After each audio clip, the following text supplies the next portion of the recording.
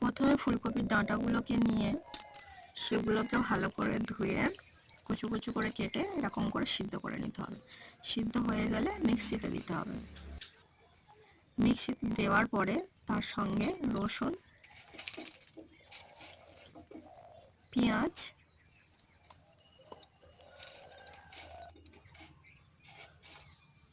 ধনেপাতা আর সঙ্গে দুটো কাঁচা লঙ্কা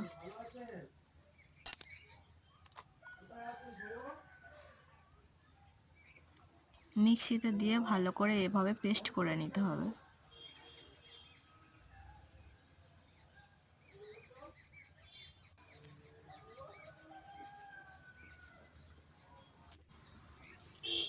তারপর কড়াইয়ে সর্ষের তেল আর কালো জিরে দিয়ে তার উপর পেস্টটা দিয়ে আর সঙ্গে হলুদ আর নুন দিয়ে ভালো করে শুকনো শুকনো করে কষিয়ে নিতে হবে।